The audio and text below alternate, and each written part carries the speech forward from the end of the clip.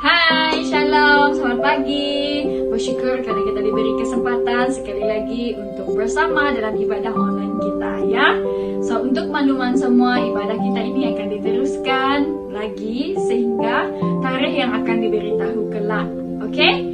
So, sebelum kita mulai ibadah kita pada pagi hari ini, jangan lupa subscribe dan like kita punya channel ya. Untuk komitmen kita, untuk support kita terhadap church kita SIB Nilai, oke? Mari kita terus berkomitmen dalam ibadah online kita ini.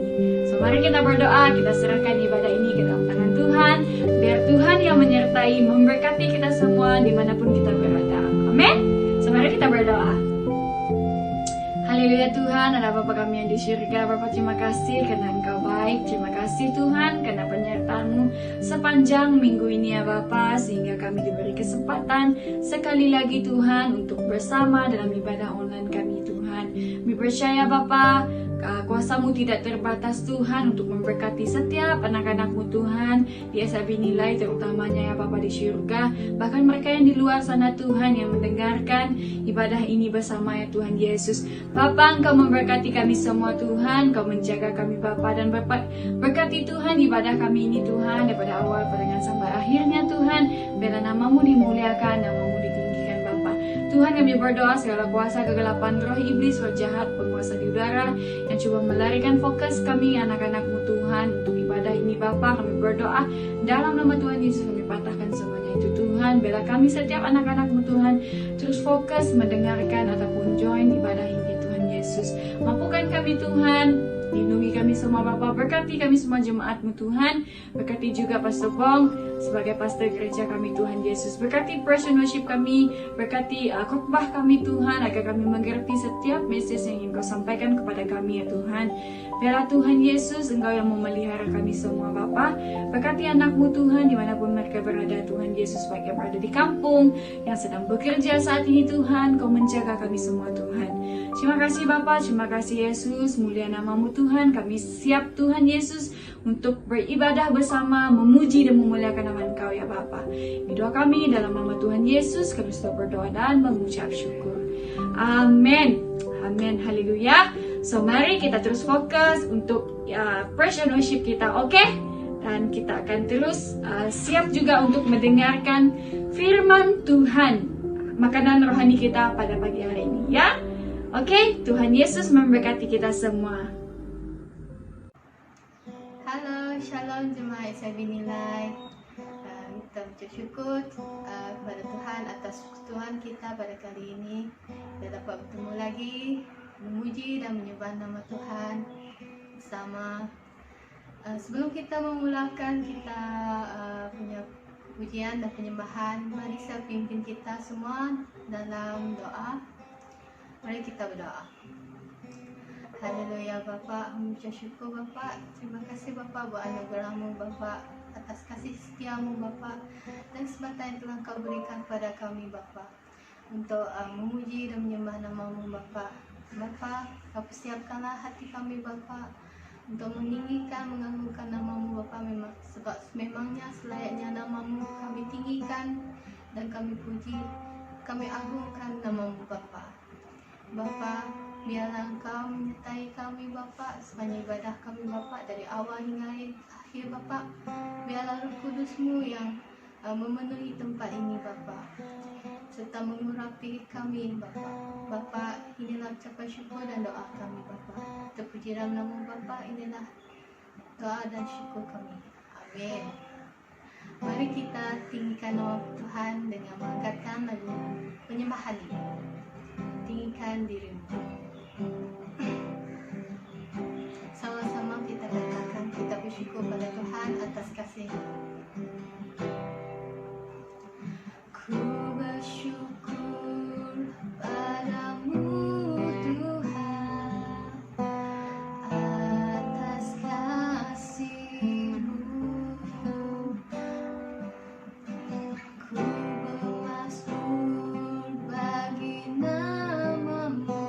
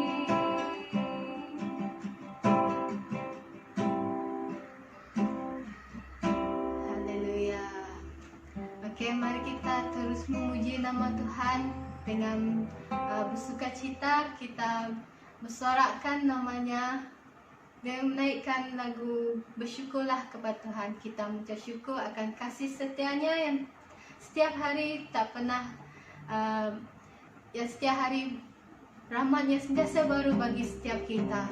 Mari kita sama-sama angkatkan. Kita dengan sukacita kita naikkan lagu ini. Sama-sama kita bertepuk tangan. Sama-sama katakan na na na.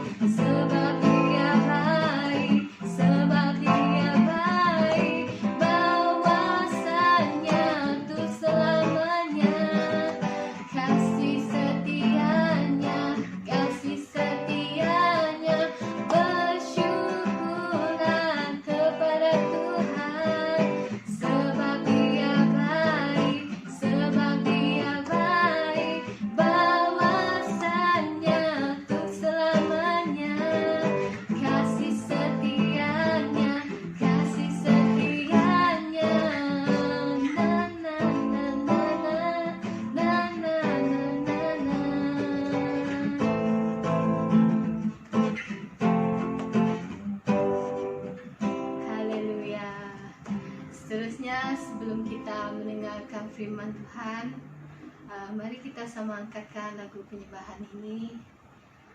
Kita mengucap syukur kepada Bapa sebab atas kasih setianya, atas setiap pergumulan yang kita hadapi sepanjang minggu ini. Kasih setianya tidak pernah berubah. Dia adalah Bapa yang tetap setia kepada kita. Mari kita sama angkatkan lagu penyembahan ini. Bapa, Kau setia.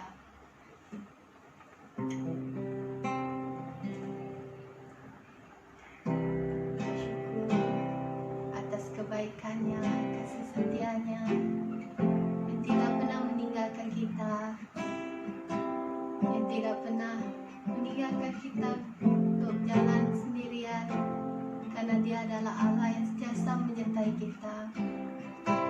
Bahkan di lembah kekelaman sekalipun, Dia Tuhan yang sentiasa tetap setia kepada kita. Sama-sama kita angkatkan.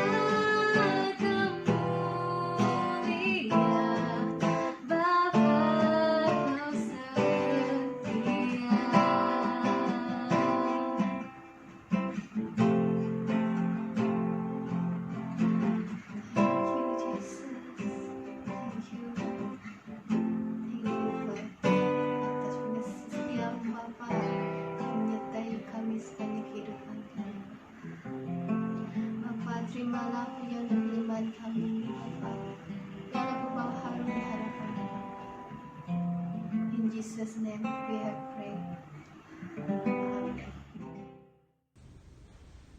Shalom, selamat pagi jemaat Tuhan yang saya kasih dalam Yesus Kristus. Selamat bertemu, selamat beribadah dimanapun Anda sedang berada pada saat ini. Kita bersyukur pada hari ini kita dapat beribadah bersama walaupun secara online. Tapi kebaikan dan kasih Tuhan menyertai kita dimanapun kita berada.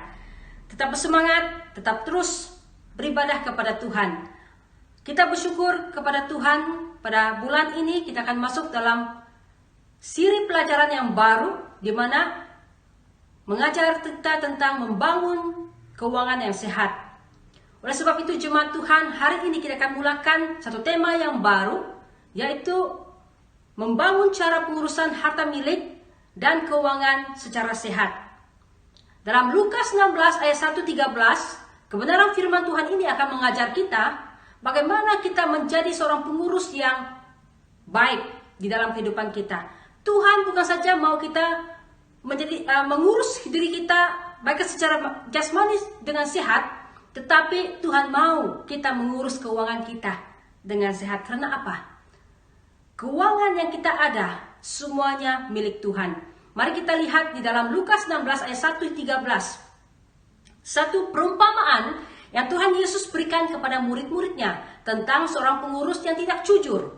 Mari kita melihat dan membacanya bersama-sama di dalam Lukas 16 ayat 1-13. Saya membacanya dalam bahasa Malaysia.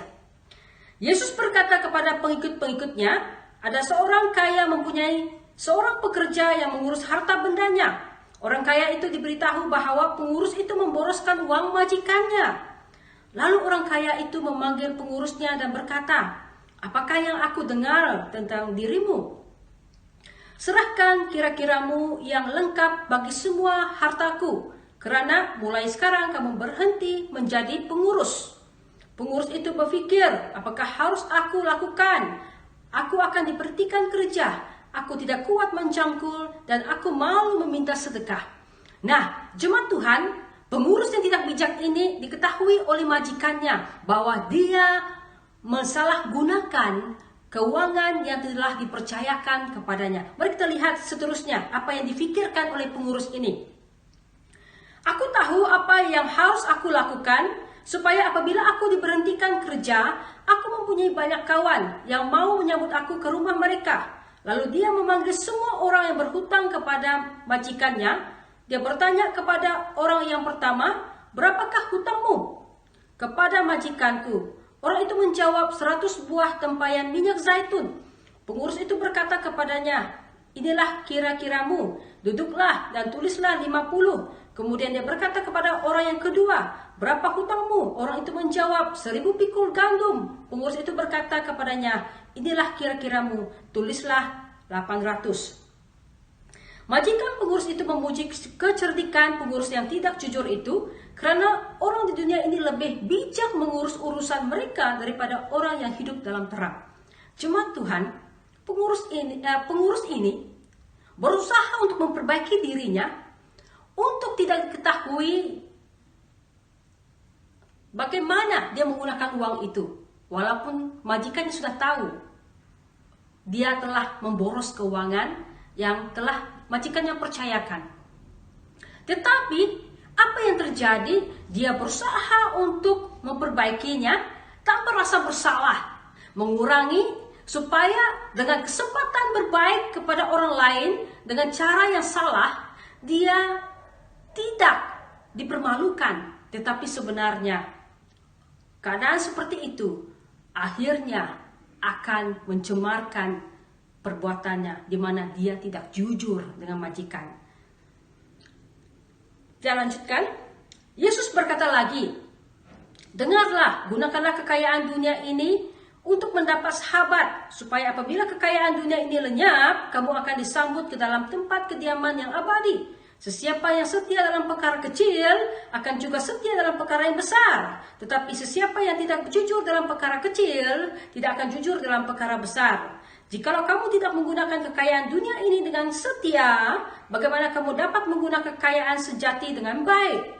Jika kamu tidak setia kepada milik orang lain, siapakah mahu memberi kamu apa yang menjadi milik kamu? Tidak ada seorang hamba dapat melayani 2 orang tuan. Dia akan membenci yang seorang dan mengasihi yang lain, atau dia akan setia kepada yang seorang dan menghina yang lain. Demikianlah kamu tidak dapat bekerja untuk Allah dan untuk kekayaan juga." Amin. Ini firman Tuhan memang mengajarkan kita kita supaya melihat cara pengurusan keuangan yang sehat. Pengurus ini berusaha untuk bertindak sesuai dengan keinginannya, di mana dia telah berbohong dan melakukan yang tidak benar kepada majikannya. Boleh digambarkan pada saat ini majikan yang dikatakan ini adalah seperti kita pada saat ini adalah Tuhan Yesus, di mana Tuhan mempercayakan harta kepada kita, Tuhan mempercayakan keuangan kepada kita. Tapi bagaimanakah kita mengurusnya dengan baik dan bagaimana kita mengelola sesuai dengan kehendak Tuhan? Banyak orang berkata, apa yang saya ada saat ini adalah usaha saya. Apa yang saya ada saat ini karena bersusah payah bekerja. Tetapi kita lupa, jemaat Tuhan, segala apa yang kita ada adalah milik dari Tuhan. Karena apa yang kita perlukan adalah sumbernya dari Tuhan. Jemaat Tuhan, di dalam tema ini ada 3 perkara yang kita harus pelajari. Bagaimana kita membangun cara pengurusan kita dengan baik dalam kehidupan kita. Bagaimana kita melihat dan menjaga harta yang Tuhan percayakan kepada kita. Dan apa yang boleh kita lakukan dengan harta yang Tuhan berikan kepada kita? Yang pertama, bagaimana kita membangun keuangan secara sehat adalah jujur dalam mengelola harta milik dan keuangan.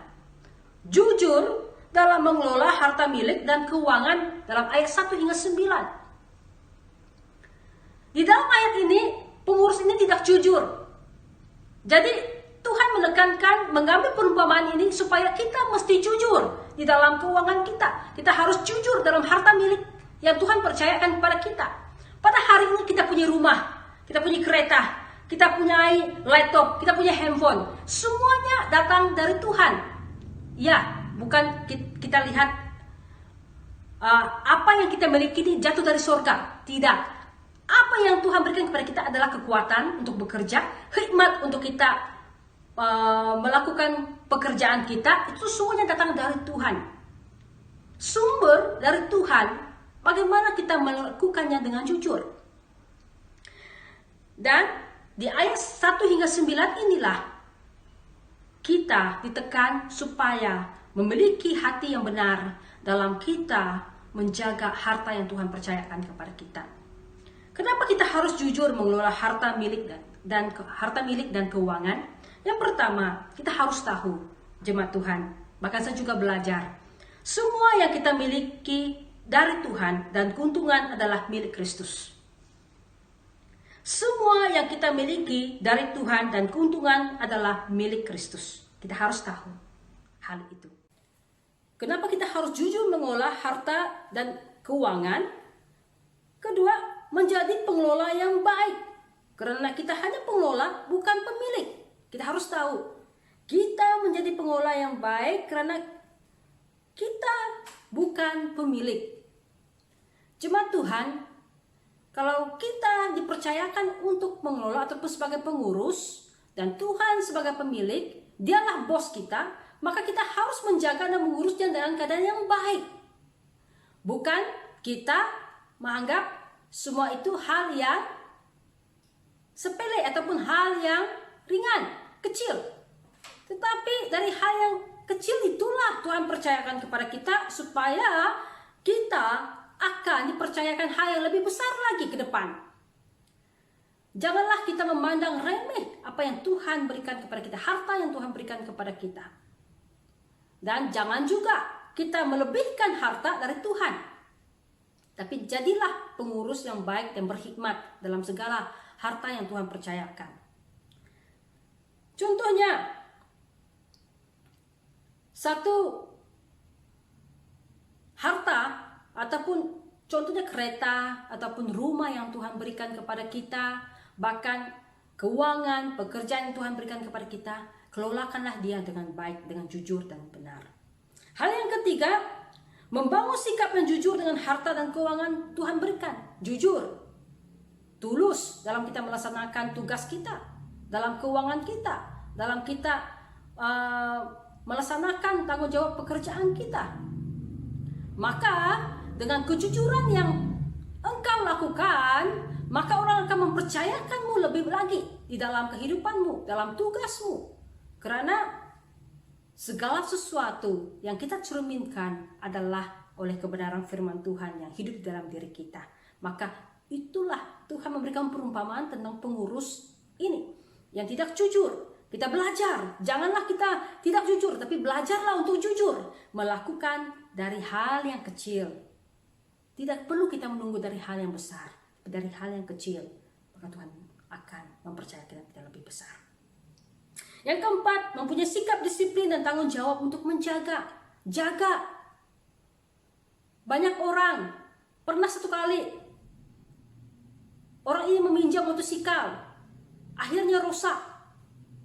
Dan dia tidak mau bertanggung jawab, dia tidak mau memperbaiki. Maka orang yang mempunyai motosikal itu merasa kecewa, merasa sedih. Karena sikap orang yang meminjam itu. Janganlah kita seperti itu. Tetapi bertanggung jawablah kita kepada harta yang bukan milik kita. Tetapi kita mau bertanggung jawab apa yang telah orang percayakan kepada kita. Menjaga kepercayaan itu lebih penting dari harta yang ada.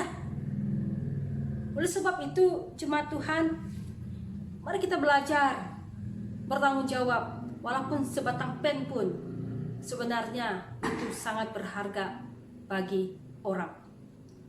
Yang kelima, supaya kita tidak memiliki motivasi yang salah dalam mengelola harta.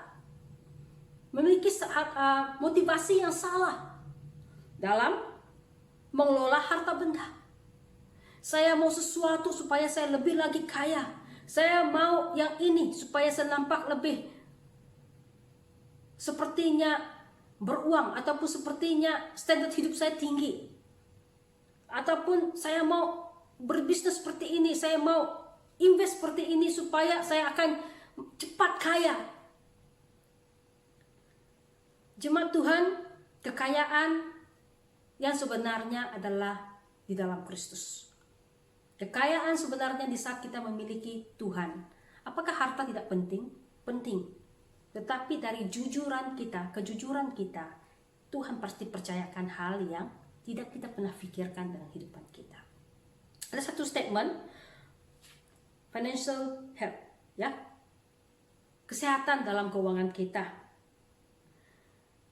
Satu statement disampaikan oleh Martin Luther, mengatakan, I have held many things in my hand, saya banyak benar di dalam tangan saya, dan saya akan kehilangannya semua. Maksudnya, kalau ditahan keuangan itu ataupun harta itu di dalam tangannya, maka dia akan kehilangan semuanya. Tetapi, but whatever I have placed in God's hands, that I still possess. Tapi, di saat saya menyerahkan semua harta saya, mengurusnya dengan baik ke tangan Tuhan, bahkan Tuhan yang menjaga, bahkan Tuhan yang menjadi majikan kita, kita tetap memilikinya. Kita tetap ada, karena Tuhan adalah sumber segala sesuatu. Oleh sebab itu, jangan takut. Tapi Tuhan mau dari kita adalah jujur dalam mengelolakan harta yang Tuhan berikan kepada kita. Dan kita setia bertanggung jawab untuk menjaga harta yang bukan milik kita dalam kehidupan kita. Hal yang kedua, mulai setia mengelola harta milik dan keuangan dari perkara yang kecil. Ayat 10 hingga 12. Dalam Matius 25 ayat 33 mengatakan, baik sekali perbuatanmu itu, hai hambaku yang baik dan setia.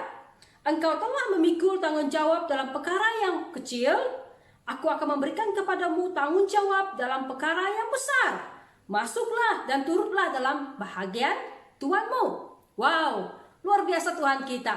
Apa yang Tuhan mau daripada kita adalah setia. Setia memikul tanggung jawab yang kecil. Banyak orang memikirkan hal yang besar. Contohnya, mendapatkan pekerjaan, mau jawatan yang lebih besar. Tapi jarang sekali orang mau mulai dari hal yang kecil, jawatan yang kecil. Kenapa kita memikirkan bahwa kita mau terus menjawab jawatan yang tinggi, tetapi tanpa memikirkan dari hal yang kecil? Karena kita cepat mau sesuatu standar yang tinggi. Tetapi Tuhan mengajar kita perkara yang kecil. Karena di dalam perkara kecil itulah Tuhan akan melihat tanggung jawabmu melaksanakan tugas. Ada 9 hal yang Tuhan mau kita setia. Pertama, setia menyusun perencanaan dan target yang jelas. Kita punya perencanaan, kita punya target dalam kehidupan kita. Dalam kita mengatur keuangan dan harta yang Tuhan berikan, baikkan pekerjaan yang Tuhan berikan. Yang kedua, setia membuat jadwal. Ya, pernah buat jadwal? Jadwal kerja kita, jadwal apa yang kita lakukan, walaupun itu bukan keuangan, tetapi kerja dan tugas yang diberikan, kita punya jadwal. Dan buku jurnal keuangan yang jelas untuk segala aktivitas kita dalam bekerja dan kehidupan pribadi. Bukan hal ini kita lihat hal yang kecil. Oh, pastor, itu pun mau catat kah? Pastor, itu mau tulis juga buat jadwal. Hari ini saya buat apa, hari ini saya buat apa. Sangat penting jemaat Tuhan. Saya belajar satu perkara. Satu waktu saya masih lagi menjadi admin di sebuah gereja. Saya diajar oleh satu orang hamba Tuhan yang salah satu bapak rohani saya. Dia selalu mengajar saya seperti ini. Sila buat jadwal kamu. Apa yang kau lakukan hari ini, esok, lusa. Buatlah target yang jelas apa yang kau ingin selesaikan pada hari ini, supaya segala pekerjaanmu dapat diselesaikan dengan baik. Lihat jemaat Tuhan, hal yang kecil betul, jadwal, hal yang kecil. Dan yang kedua, dia selalu mengajar saya bagaimana membuat jurnal keuangan keluar masuk. Dan hal yang kecil. Tetapi semakin saya belajar tentang hal itu jemaat Tuhan, saya setia, maka Tuhan memperlihatkan saya dengan hikmat yang luar biasa. Saya menjadi orang yang tertib mengatur jadwal saya, memikirkan apa yang penting, dan setia melakukan hal yang kecil. Karena saya melihat bahwa itu perlu dilakukan. Maka akhirnya Tuhan mempercayakan kita dengan hal yang besar. Amin. Hal yang ketiga, setia mengelola waktu. Setiap waktu kita berharga. Setiap waktu kita itu, kalau dunia katakan, every minute is money. Setiap menit itu uang. Di dalam kerohanian, setiap menit itu juga berharga. Karena setiap menit itu juga Tuhan bekerja. Amin.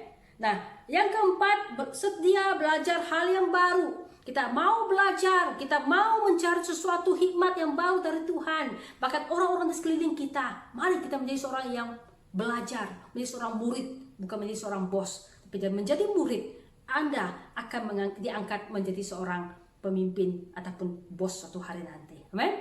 Nah, yang kelima, setia mencatat idea-idea yang baru. Anda kata, Tuhan berikan, Anda kata, Anda sedang bekerja, tiba-tiba satu ilham, satu ide yang baru, catat. Maka itu menjadi inspirasi buat hidup Anda dan membangun tujuan hidup Anda. Itu harta. Sebenarnya harta bukan melihat kepada harta benda yang kelihatan. Kadang-kadang harta yang Tuhan berikan kepada kita adalah hikmat.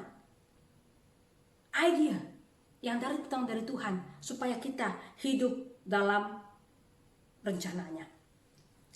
Yang keenam, setia mengatur bahagian kerja dan harta dengan baik.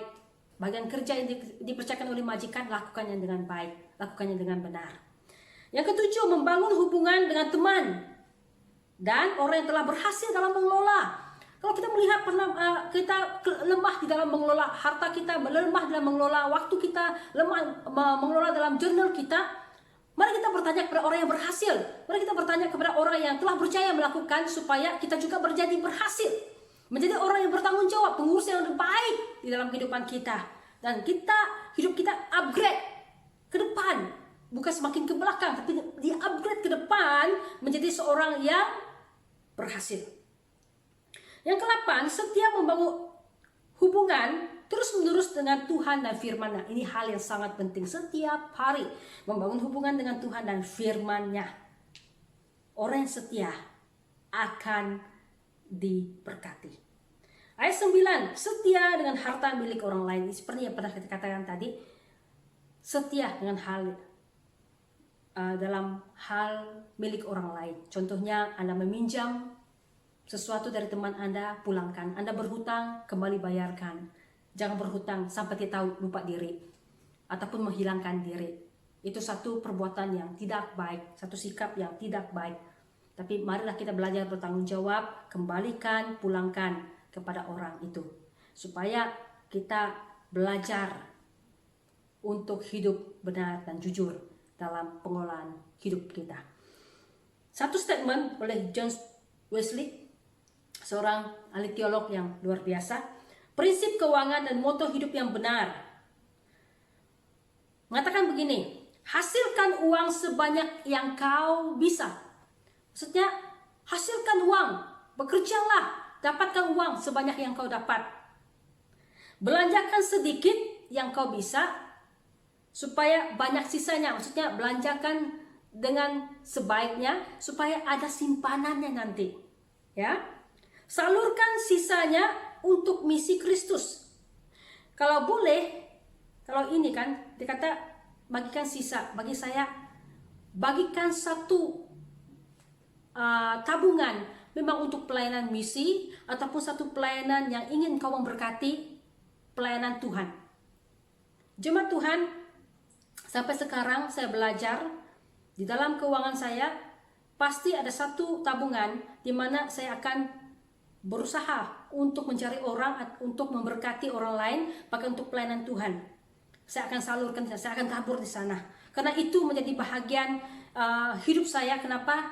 Saya belajar dari hal yang kecil ini, sehingga Tuhan mempercayakan saya dan membuka mata rohani saya bagaimana Tuhan memberkati saya memperhatikan orang lain. Maka Tuhan memperhatikan hidup saya.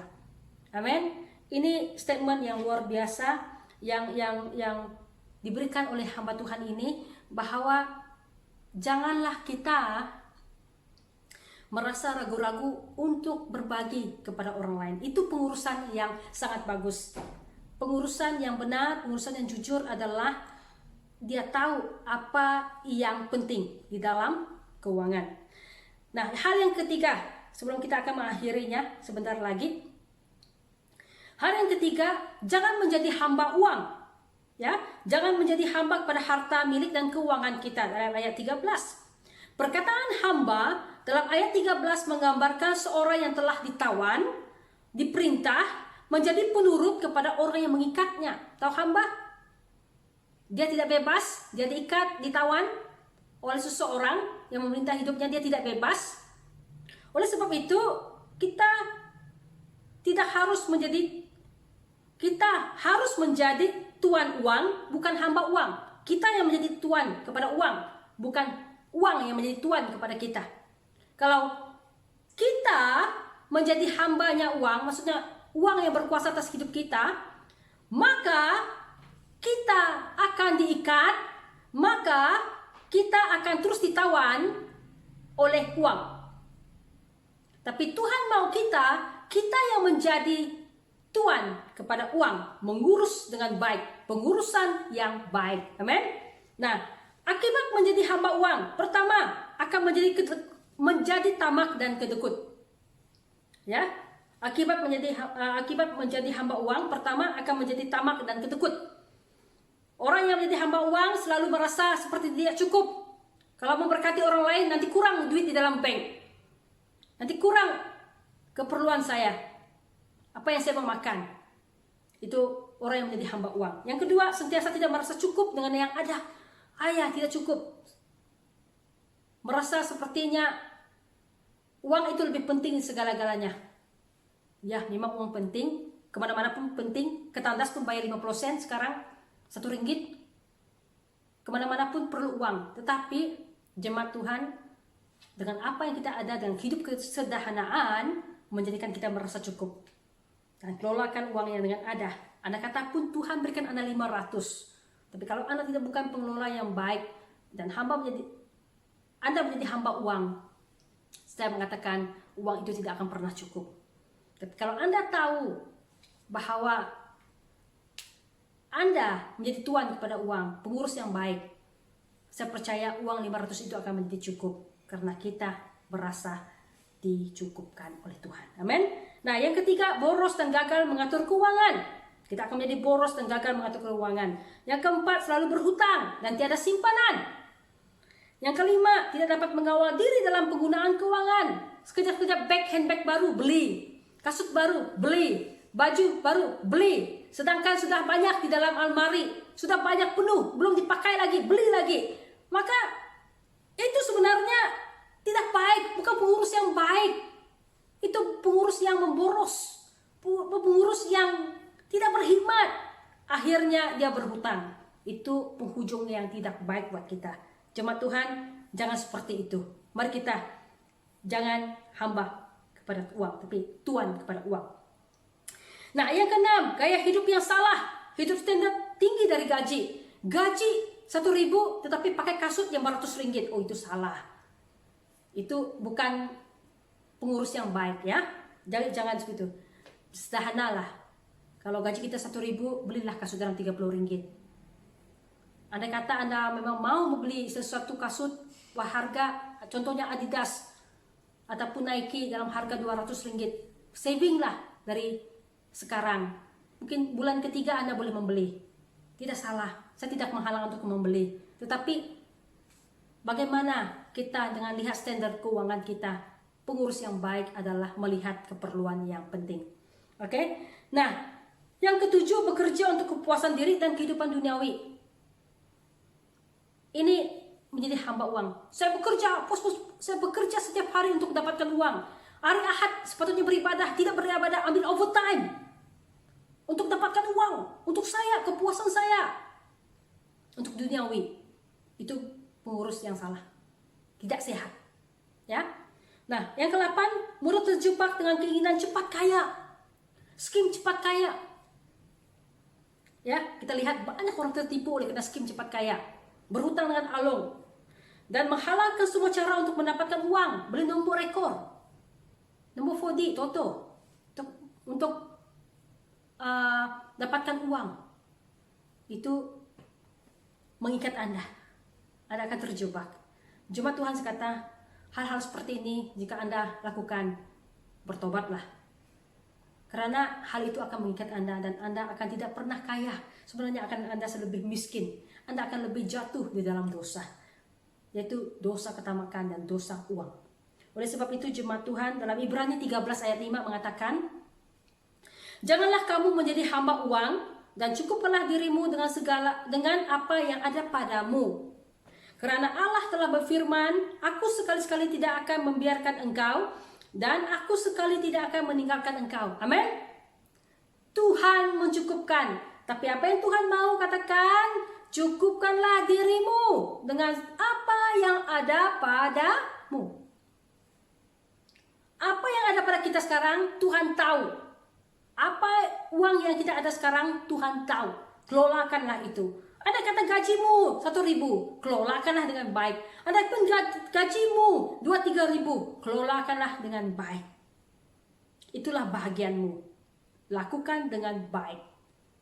Jangan kita memikirkan bahwa setiap bulan kita dapat gaji ataupun harta yang kita sudah ada, saya lakukan dengan sesuka hati. Ingat, Anda boleh saja punya harta, tetapi Anda akan kehilangan damai sejahtera. Jemaat Tuhan, menjadilah pengurus yang baik. Mari kita membangun cara hidup keuangan yang sehat dalam kehidupan kita, supaya apa yang kita lakukan adalah untuk Tuhan. Ada satu prinsip Christian Finance mengatakan, everything belong to God. Semuanya milik Tuhan. We are only steward of the what belongings to God. Kita hanya sebagai pengelola apa yang Tuhan percayakan kepada kita. It's God who enables us to acquire wealth. Bukan Tuhan katakan tidak mau kita kaya. Tuhan mau kita kaya. Cuma Tuhan mau kita menjadi orang yang mengurus kekayaan itu dengan baik. Amin. Kita mengakhiri firman Tuhan ini. Dan saya mendorong kita semua, jemaat Tuhan, mari kita membangun cara keuangan kita dengan baik. Di saat kita telah mendapat harta, milik, dan keuangan yang Tuhan berikan kepada kita, mari kita menjadi seorang pengurus yang jujur. Yang pertama tadi, jujur dengan harta yang Tuhan berikan kepada kita. Yang kedua, janganlah kita tidak setia. Jadilah orang yang setia dalam hal yang kecil. Yang ketiga, janganlah kita menjadi hamba uang. Tapi marilah kita yang menjadi tuan kepada uang dalam kehidupan kita. Uang adalah perkara yang kecil. Benar? Dalam Lukas 6 ayat 10. Yes, uang adalah perkara yang kecil. Uang itu kecil. Ingat, kecil saja. Uang kertas. Uang dibuat daripada kertas, tapi sangat bernilai. Betul. Tetapi nilai sebuah uang, kalau dipergunakan dengan baik, ia tidak akan merusakkan Anda. Tetapi uang itu yang hanya sekeping, tapi kalau disalahpergunakan akan merusakkan Anda. Karena uang tidak bisa membeli dan memberi kebahagiaan. Uang tidak dapat memberikan hidup yang kekal atau makna hidup yang sejati. Tetapi tidak ada yang lebih penting adalah hubungan kita dengan Tuhan, seperti sikap kita terhadap uang. Maksudnya begini, kalau kamu mencintai uang, saat ini ubah, cintailah Tuhan, maka uang ataupun kekayaan Tuhan berikan kepadamu. Carilah Kristus, karena Kristus adalah sumber kekayaan sejati. Saya belajar di dalam Rasul Paulus, Rasul Paulus menemukan kekayaan sejati hanya di dalam Yesus. Satu waktu dia mendapat kekayaan, yaitu di mana dia orang Yahudi, dia sebagai pegawai di Romawi, dia punya status Romawi, orang yang berpelajaran tinggi, tetapi baginya semua yang kumiliki hanyalah sia-sia, tetapi di dalam Kristus aku memiliki keberuntungan. Amin. Sebab itu jemaat Tuhan, saya mengajak kita, mari kita menjadi seorang pengurus keuangan yang jujur, yang setia dalam kehidupan kita. Harta yang Tuhan berikan kepada kita, lakukan dengan baik. Dan jemaat Tuhan, saya mengajak kita, mulai dari sekarang kita belajar bahwa setiap keuangan, bahkan setiap harta yang Tuhan percayakan Anda, lakukan, jaga, dan pelihara dengan baik. Dan pakailah itu untuk pelayanan Tuhan. Segala yang kita miliki hanya satu tujuan, untuk melayani Tuhan, untuk memberitakan Injil kepada orang lain. Kalau Anda punya kereta, pakailah itu untuk melayani Tuhan. Kalau Anda punya rumah, pakailah itu untuk melayani Tuhan. Dan kalau Anda mempunyai uang, bagilah itu untuk pelayanan Tuhan di dalam kehidupan kita. Selagi kita punya apa yang kita ada, pakai itu untuk melayani Tuhan. Semakin engkau memberi, semakin engkau diberkati. Kita tidak pernah kekurangan satu, karena majikan kita adalah Yesus Kristus. Mari kita berdoa. Terima kasih Bapa Surgawi, kami bersyukur kepadamu, Engkau Bapa yang baik.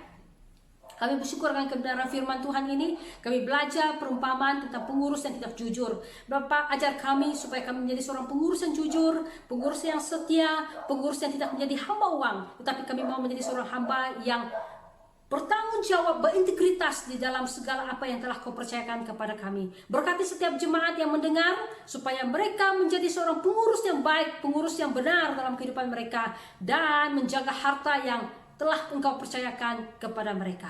Terima kasih Bapa, bila benih firman Tuhan ini bertumbuh dan berbuah dalam kehidupan setiap orang percaya. Semua yang percaya katakan amin. Terima kasih jemaat Tuhan telah mendengar sabda kebenaran firman Tuhan sebentar tadi. Kita bertemu lagi di minggu akan datang. Selamat beribadah, selamat bertemu. Tuhan Yesus memberkati. Hai, Shalom, dan selamat bertemu pada minggu ini dalam ibadah online kita. Dan saya sangat bersuka cita dapat bersama dengan Anda sekali lagi pada minggu ini. Saya percaya setiap Anda telah diberkati lewat firman Tuhan yang telah dikongsikan sebentar tadi. Dan kita akan meneruskan untuk pengumuman kita pada minggu ini.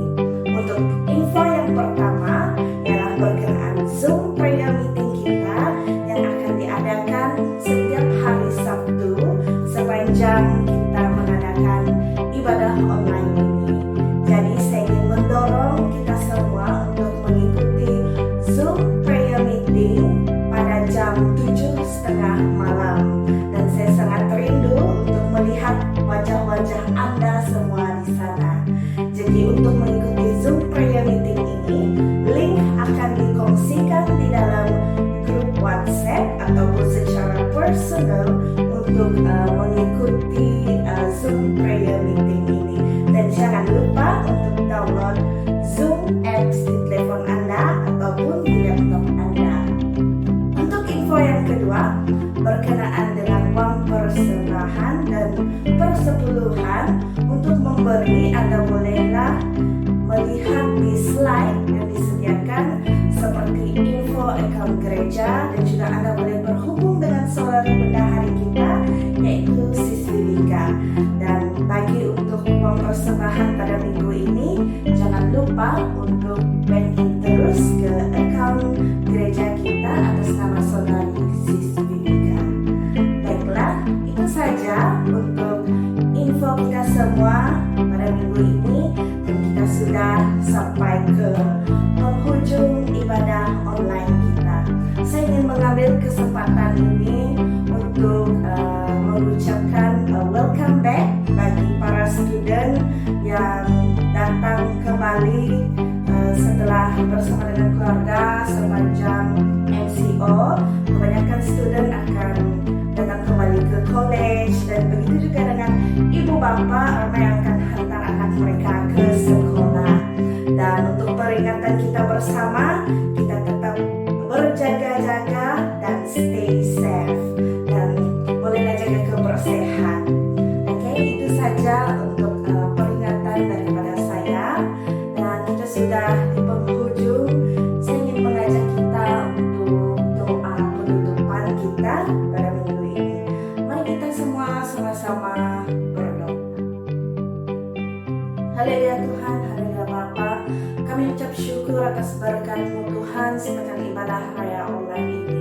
Sepanjang minggu Tuhan, Engkau beserta dengan kami, beserta dengan anak-anak-Mu. Begitu juga kepada anak-anak-Mu Tuhan yang kembali ke college, dan kami juga ingin serahkan setiap anak-anak yang akan kembali ke sekolah. Kami serahkan ibu bapa mereka ke dalam tangan-Mu Tuhan, agar mereka terus dipelihara, dikuatkan ya Bapa dalam situasi COVID-19 ini Tuhan. Kami berdoa ya Bapa agar segala sakit penyakit ini ya Bapa akan pulih Tuhan. Kami yakin dan percaya atas kuasa-Mu. Kami ingin serahkan seluruh jemaat kami Tuhan ke dalam tangan Engkau. Bagi mereka yang telah tetap setia bersama dengan ibadah online ini Tuhan, Engkau berkati mereka Tuhan, dan juga mereka yang tidak berkesempatan Tuhan, mereka yang bekerja dan mereka yang kesibukan Tuhan, Engkau memelihara dan menjaga mereka, Engkau berkati mereka Tuhan.